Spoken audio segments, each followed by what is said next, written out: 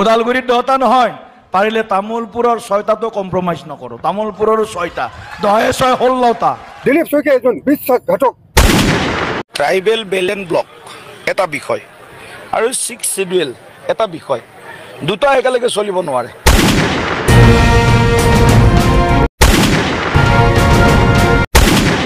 बेयो सोर बेखौथ' मिथिखाबाय नङा होमबा बेनो जाबाय एमपि दिलीप शइकिया बिथां आरो बिथाङानो बावैसो सान सिगाङावहाय जोंनि 6 शिड्युलनि आरो बेल्स एन्ड ब्लक्सनि हाखौ लानानै माखासे गनायथावै बाथ्राबो बुंलांदोंमोन दा बिथांनि बुंलांनाय बाथ्राफोरनि सायाव जोङो अल आसाम ट्राइबेल संघनि मानगोनां सारमोनखौ जिगा बुन्थायाव बिनि सावगारि होनानै सावनाय आरो प्रटेस्ट खालामनाय नुथायखौ जों नुनो मोन्दोंमोन नाथाय जोंनि बर' हारिनि बिखायाव गोबां माहारियारि आफादफोर दङ बै माहारियारि आफादफोरा दिलीप शइकिया बिथांनि एगेन्स्टआव प्रटेस्ट खालामनाय बा गोख्रों रावजों सोंखारिनाय नुथायखौ जोङो दिनैसिमबो नुनो मोनदिया दा मोनसे बाथ्राखौ जों दिनै गोसोखाङो जेराव सिबिनां मानाव गेदेर बड'फानि मुंजों जाय सानखालि दिल्लीयाव गोदानै मोनसे लामा बेखेवनाय जायो बै सानखालिनो आसामिस कमिउनिटिनिनो सासे आसामिस सुबुङा बड'फाखौ मुं मेनसन खालामनानै ओरैबायदि गाज्रि रावजों ससियेल मिडियायाव मोनसे रायनाय कमेन्ट शेयार खालामदोंमोन बेनि सायावबो बर' हारिनि माहारियारि आफादफोरा कुनु मोनसे गोख्रों इनिशिएटिभ गोख्रों मोनसे स्टेप लानायखौ जोङो नुनो मोनदिया जोबोद दुखु गोनांनि बाथ्रा नाथाय जों मा नुनो मोनो जेब्ला जोंनि बर' हारिनि सोरबा बर' फिसाफ्रा अलखदाव गोग्लैना थानाय समाव जोंनि बर' हारिनि माखासे इन्टेलेक्चुवेल मेलेमजिबि हारि अनफावरि सुबुंफोरा थांनानै माहारियारि आफादनि सोरबा साफा सानै लिडारफोरखौ मेनसन खालामनानै बाथ्रा बुङो सोंथि खालामो बेनि एगेन्स्टआव बै बर' हारिनि मेलेमजिबि सुबुंफोरखौसो बिसोरनि सावगारिखौ जिगा बुन्थायाव खाथाबनानै बिसोरो मुसुखा खालामनानै सावनो सम दङ दा दिनैयो दिलीप शइकिया जाय बाथ्राखौ बुंदों बे बाथ्राया एखेबारे माने जोबोद डेन्जारास बाथ्रा जों बर' हारिनि थाखाय जों ट्राइबेल हारिनि थाखाय दरं अदालगुरिर সাংসদ দিলীপ শইকীয়া সংবাদ মাধ্যমত তেওঁ কৈছে তেওঁ জনজাতি বিৰোধী বিৰূপ মন্তব্য কৰিছে ইয়াতে আমি বিটিয়াৰবাসী জনজাতি ৰাইজ খুবেই ক্ষুব্ধ আমি খুবেই দুখিত মই দিলীপ শইকীয়া সাংসদ দিলীপ শইকীয়াক আমি বিটিয়াৰ কোঅৰ্ডিনেশ্যন কমিটি ট্ৰাইবেল সংঘৰ ফালৰ পৰা তীব্ৰ প্ৰতিবাদ আমি জনাইছোঁ তীব্ৰ ভাষাৰে তেওঁ গৰিহণা দিছোঁ দিলীপ শইকীয়া কৈছে এটা অঞ্চলত ট্ৰাইবেল বেলেন্স ব্লক আৰু 6 শিডিউল এই আইন নচলিব আইন সংশোধন কৰি হ'লেও সংবিধান সংশোধন কৰি হ'লেও 6 শিডিউল বা ট্ৰাইবেল ব্লক উঠোৱা হ'ব এই সংবিধান বিৰোধী কথাটো তেওঁ কৈছে এই কথাটো কোৱাৰ অধিকাৰ দিলীপ শইকীয়া ক'ত পাইছে দিলীপ শইকীয়া এজন বিশ্বাসঘাতক দিলীপ শইকীয়াক বড়ো ৰাইজ বিটিয়াৰবাসী ৰাইজে ভোট দি পেলাই সাংসদ বনাইছিলে বহুত আশা বিশ্বাস কৰি তেওঁক সাংসদ বনাইছিলে বড়ো তথা জনজাতি ৰাইজে বিটিয়াৰবাসী ৰাইজে কিন্তু আজি তেওঁ সেই আশাটো তেওঁ পূৰণ কৰিবলৈ নগৈ তেওঁ আমাক বিশ্বাসঘাতক কৰিছে বিশ্বাস ভংগ কৰিছে ই এজন বিশ্বাসঘাতক ইমান জনজাতি বিৰোধী আমাৰ জনজাতি তথা বড়োসকলক সাংবিধানিক প্ৰাপ্য অধিকাৰৰ ওপৰত তেওঁ ইমান সহ্য কৰিব পাৰে হিংসা কৰে তেওঁ আৰু এই তেওঁ অন্তৰ আত্মা দিলীপ শইকীয়াৰ অন্তৰ আত্মা যিটো হিংসা তেওঁ যিটো মনৰ কথা এইটো তেওঁৰ বক্তব্যত বহিঃপ্ৰকাশ ঘটিছে বেলেন্স ব্লক 6 শিডিউল এইটো বেলেগ বস্তু নহয় কাৰণ জনজাতীয়সকলে সেইটো 1947 চনৰ পৰা গোপীনাথ বৰদলৈৰ জৰিয়তে সেই অধিকাৰটো পাই আহিছে আৰু বড়োসকলে বহুত তেজৰ বিনিময়ত আন্দোলন কৰিছে আৰু তেজৰ বিনিময়ত 6 শিডিউলটো পাইছে কাৰণ 6 শিডিউলটো অহাৰ পিছত এতিয়া বিটিয়াৰত শান্তি এটা বিৰাজ কৰিছে কিন্তু দিলীপ শইকীয়াই অশান্তি সৃষ্টি কৰাৰ কাৰণে মানে 6 শিডিউল আৰু বেলেন্স ব্লকৰ মানে এই যিটো তথ্য তেওঁ বেলেগ ধৰণে বুজাব খুজিছে সেই জনসাধাৰণৰ মাজত এটা অশান্তি সৃষ্টি কৰাৰ কাৰণে চেষ্টা চলিছে তেওঁ যদি ক্ষমা নিবিচাৰে তেতিয়াহ'লে আমি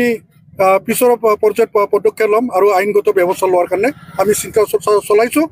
গতিকে তেওঁ অতি সোনকালে ক্ষমা বিচাৰিব লাগিব যিটো সংবিধান বিৰোধী তেওঁ বক্তব্য ৰাখিছে গতিকে আমি এনে এৰি দিয়া নহয় दा मानगोनां रायजो राजा नोंथांमोना मोनसे बाथ्राखौ नटिस खालामदो बे बिटिआर एग्रिमेन्टआ 2020-27 जानुवारियाव जालांदोंमोन ना होमबा दा बिटिआर एग्रिमेन्टनि एमओएसनि माखासे दफाफोरखौ मावफुंनांगौनि थांखियै लोगोसे एनडिएआव थानाय माखासे केन्डिडेट्सफोरखौ सापर्ट होनो थाखाय दुलाराय बर' फरायसा आफादनि दानि आफादगिरि बिबानाव थानाय मानगोनां दिपेन बर' बिथाङा खावलायदोंमोन आरो दिलीप सयकिया बिथांनि जानानै पलिटिकेलि सापर्टिं रलाव हेलिकप्टाराव एखे ज' गाखोलायफानानै दरं अदालगुरि डिस्ट्रिक्टआव बै दरं अदालगुरि डिस्ट्रिक्टनि बर' फिसाफोरखौ भट थुनानै दिलीप सयकिया बिथांखौ देरहाहोहरनो थाखाय खावलायदोंमोन। दा खावलायनाय लेखा भट थुनानै देरहासार होहरबाय। नाथाय दिनैयो बिटिआरनि एमअएसनि दफाफोरखौ मावफुंनायनि थांखि जिथु नङा होमबा दिनैयो देरहालांखांनायनि उनावहाय बे दिलीप सयकिया बिथाङा बिटिआरनि मोनबेसे दफाखौ मावफुंनानै होनो हाखो। दिनैयो 57थि दुलाराय बर' फरायसा आफादनि बोसोरसालिया जथुम्मायाव जोङो भारत हादरनि नखर मन्थ्रिखौ मोनसे बिबुंथि लाखिनाय नुदोंमोन जे बिटिआरनि दफाफोरा 82% मावफुंजाबाय। बेवहायबो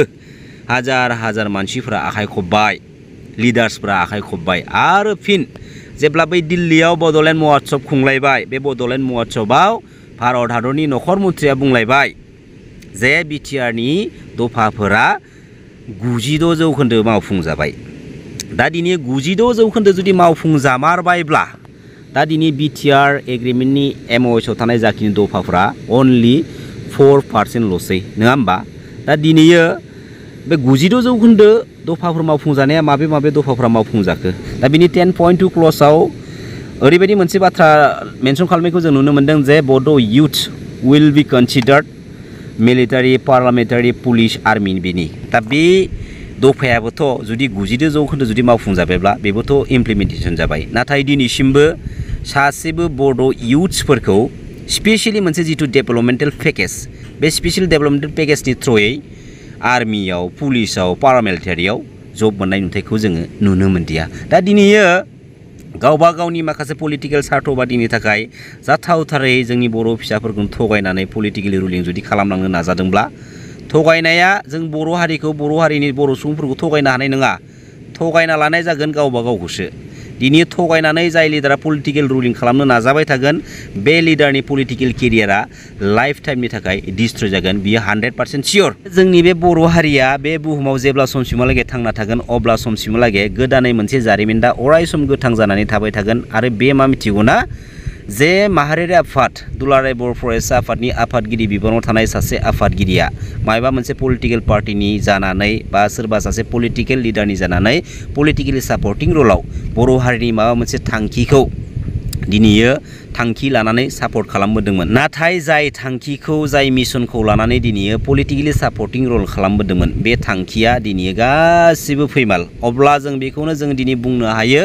बै माखासे थांखि बै माखासे मिशनफोरखौ रायजो राजानि सिगाङाव रायजो राजानि सेराव थांनानै जा खोथा बाथ्रा समायखिरा लानानै बुंहैदोंमोन बै जास्ट भट मोननो थाखायल'मोन बेनि अनगा जेबो नङा। आरो जुदि थारैनो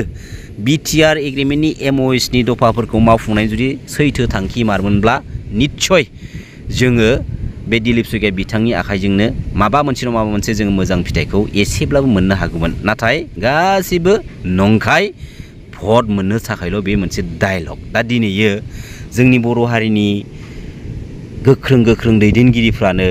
सोरबा लिडारनि जानानै मायबा मोनसे पलिटिकेल पार्टिनि जानानै जों बर' फिसाफोरखौ जुदि थगायलांबाय थानो जुदि मोनसे प्लेन पलिसि खालामदोंब्ला अब्ला जोंनि बर' हारिनि इयुन जेनेरेशना आपकामिं इयुन जेनेरेशना माबे मोनसे लामाजों दिनै लामा हान्थिनो मोनगोन आरो माबे मोनसे स्टेजाव माने थाफैनो मोनगोन बेखौ लानानै माने साननो गोनां मोनसे स्टेज जानानै फैदों। दा दिनै बेखौ जों फोरमानबो मोनदों थांनाय 2020-27 जानुवारि बिटिआर एग्रिमेन्टनि गेजेरजों। दिनैयो पिस एग्रिमेन्टखौ सोरखौ लानानै बानायनाय जायो मोनसे बिग्रायारि हानजानि प्रब्लेम इस्युफोरखौ माने सल्भ खालामनो थांखियैसो मोनसे पिस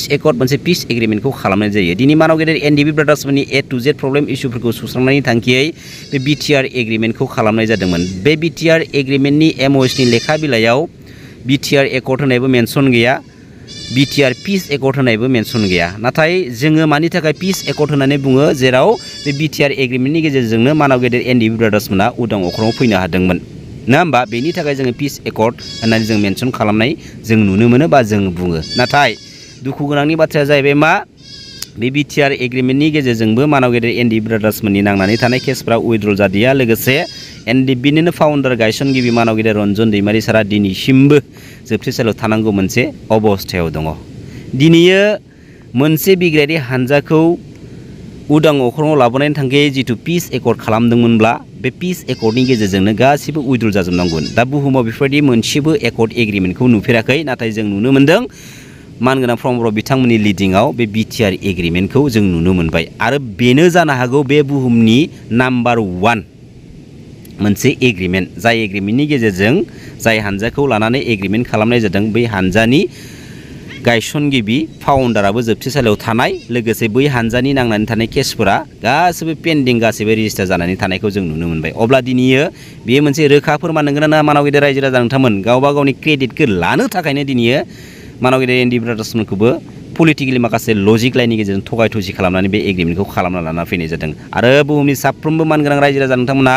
मानगोनां प्रमद बर' बिथांनाव मोनसे सोंथि खालाम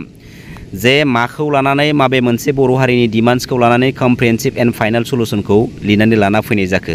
दिनैयो जों बर' हारिया जोंनि बर' हारिनि डिमान्ड्सखौ जों मोनबाय नामा सेपारेट स्टेट बदलनायखौ जों मोनबाय नामा बे बुस्थुखौ सोंथि खालाम आरो मानगोनां प्रमद बर' बिथाङा बे कमप्रिहेन्सिभ एन्ड फाइनाल सलुसननि बाथ्राखौ जोंनि सिगाङाव एक्चुअलि फिननाय होनांगौ बे बाथ्राखौ बुहुमनि साफ्रोमबो रायजो राजाफ्रा दिनैयो बुजिस्लाबनो हायाखै बबे मोनसे डिमान्ड्सखौ लानानै कमप्रिहेन्सिभ एन्ड फाइनाल सलुसन लिरनानै लाना फैनाय जाखो गोजोन्थों खुलुमबाय जय बर' हारिनि जय बर' बिमानि